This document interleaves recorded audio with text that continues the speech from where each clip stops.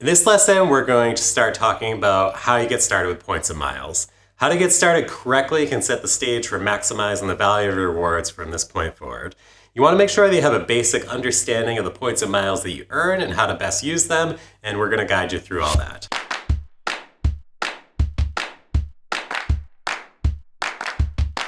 One of the things that is definitely going to be helpful is you want to set clear goals for what you want to do with your points and miles. So look ahead. Is there something that you're saving your points for? Is there a certain experience that you want to have? And keep that goal in mind as we go through this. It's a good idea to come up with your own travel aspirations as well as your financial objectives.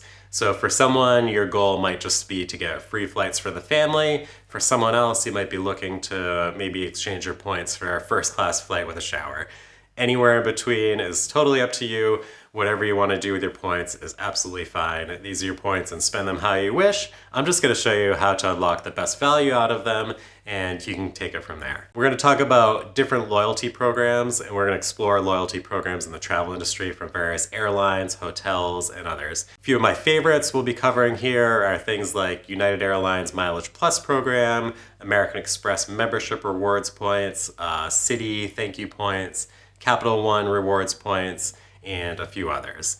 Now there's various loyalty programs that are going to be involved here in the travel industry. We're going to talk a lot about airline points. There's also hotel programs, car rental programs, even cruises sometimes have some perks.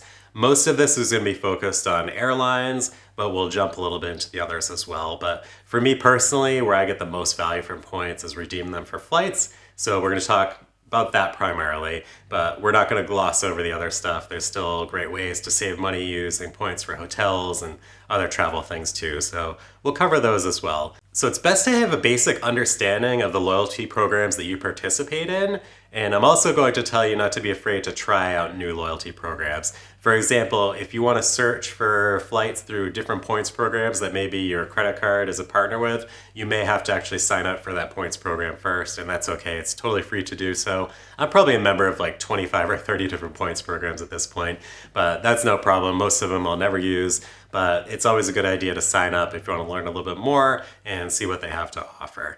So a few of the programs that I'm going to talk about later on that I use most often are United Airlines Mileage Plus. That's just because I happen to fly United a lot. They don't have the most lucrative points program out there. It's a little bit better than Delta, a little bit worse than American Airlines, but there are a lot of flexibility for using points for different flights there, and United has one of the largest route networks as well. I also use American Express membership rewards points, and what I like about those is I earn those points for both my business and personal spending, and we can earn multiples of a lot of points depending on what we're spending them on, and they can be used in a whole amount of different ways. So I've used American Express points to book cruises on Virgin Voyages. I've used American Express points to book first class suites on Singapore Airlines. I've even used American Express points to top off my Marriott Bonvoy account. So there's a lot of flexibility what you can use with points like that. It's a good idea to just kind of do a little bit of research into whatever points program you're using and see what they have to offer. One of the best ways to kind of one-up your game is if you fly a lot with a certain airline, is to just get like their basic $99 credit card. And typically that's going to give you a lot of the same benefits you get with their entry-level elite status or premier membership. So for example, you might get a free checked bag, you might get some passes to the club, you might get some other perks like, maybe expanded availability in the awards charts and that sort of thing. So it's definitely worth doing if you do have loyalty to a certain brand. Same goes if you find yourself staying in a lot of Marriott hotels because you travel so much for work and that's where they put you. It may be worth getting one of their credit cards as well.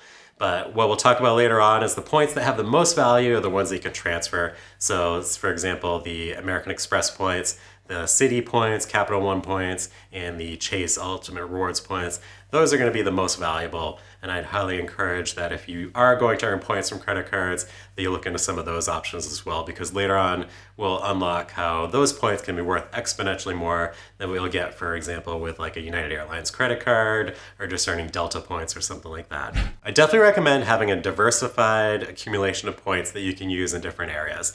So that's, again, one of the reasons I really love those Amex points is that we can transfer them to so many different programs. But I collect points from a few different credit cards and a few different loyalty programs. Now, what you don't want to do is you don't want to collect a lot of points that you're not going to use, because some of these programs will actually expire your points if you don't use them for over a year or so. That's not so much the case with the US airlines anymore, but I know a lot of others do that. Definitely keep a good eye on your points, and we'll talk later on about some tools you can use to keep track of them. I'll also highlight some websites, apps, and other loyalty programs that can really help you maximize your rewards and get the best value. Some common pitfalls and mistakes that beginners make might be things like redeeming points in the travel portal, where you might only get like 1 cent per point. That can be an easy way to see all your points go away quick without getting much value for them. So let me give you an example. If you had 50,000 points and you redeem them through a travel portal, I'll take like Capital One for example, they're probably going to give you $500 value for those 50,000 points. Well, later on, I'm going to show you how to take that same 50,000 points and use them to fly on Air France and fly business class all the way from the US to Europe. So 2 totally different valuations, right? That Air France business class ticket could be a couple $1,000s versus maybe just getting $500 value using it for an economy ticket. So again, these are the little things that I'm going to tip you off on. And once you get to the end of this, you're going to be like, oh, wow, maybe I've been making a lot of mistakes with my points. And I know in the past I was as well. Some other mistakes might be using the wrong credit card. For example, maybe you have a card that gives you 3x points on gas. If you use a credit card that just gives you 1 times the points, instead of using that, that's going to add up to thousands of points over the course of a year. So I like to keep a little cheat sheet in my phone that basically says which card to use based on which purchase you're going to make. And after a while, you actually begin to memorize it fairly quickly. Like I know if I'm going for gas, got to reach for the Citi card, that's going to give me 3x points. Or if I'm out at a restaurant, if I'm booking a flight, I'm going to use my Amex card, that's going to give me 5x points. Or if I'm booking a rental car, I'll do it in the Capital One because that's going to give me 10x points. So those things become second nature after a while, but definitely like missing out on those bonus offers can really make you spend a lot more points than you should. Also, every once in a while, they do these like transfer bonus offers. So you might get like 20, 30, 40% more points when you transfer from, for example, American Express to a certain loyalty program. Like right now, if I transfer to Virgin Atlantic, which is also part of their Virgin Red program linked into their cruise line, well, you can get 30% more points. So a cruise that might cost 130,000 points right now, you can get for 100,000 points. So that's pretty cool. There's a lot of nuances like that, and I think after going through the course, you're going to get a better idea of what to look out for and when to jump on a really great deal. Now, in order to keep track of your points, you probably want to keep a simple spreadsheet on your computer or in the notes on your phone, just to keep an idea of what your balances are and what you have available. It's a good idea as your points balances grow to keep an eye on this and make sure that as you accumulate enough points for your goals, that you're using them accordingly.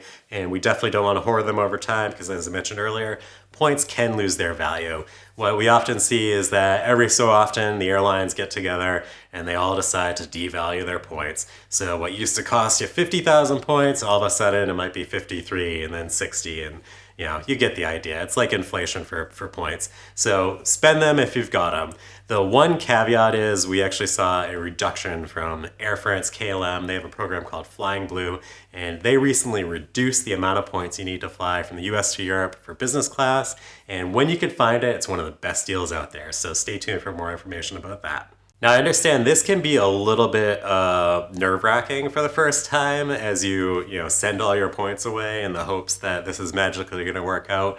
But I'll guide you through step by step. Don't worry, I'm actually going to take you on my computer, which I have right in front of me, and I'll share my screen with you as we go and look at these different programs and redeem the points. And like I mentioned, I'm going to book a flight as part of this program with less than 48 hours notice. We're going to do it last minute with points. I'm just going to go online, see what's available, and we're going to find something cool and go for it. So that should be a lot of fun too. Really, with the right knowledge and approach, anyone can become proficient in this and maximizing the rewards and understanding how to get the value out of your points, how to treat your points like currency and actually basically spend them like money. But they're going to be worth a lot more than what you think at the end of this. In the next lesson, we'll explore various ways to earn points and miles through travel. Learn how to leverage your everyday expenses to build a substantial points balance and unlock incredible travel opportunities. If you'd like to watch this course without ads, consider supporting me on Patreon at HDjeff.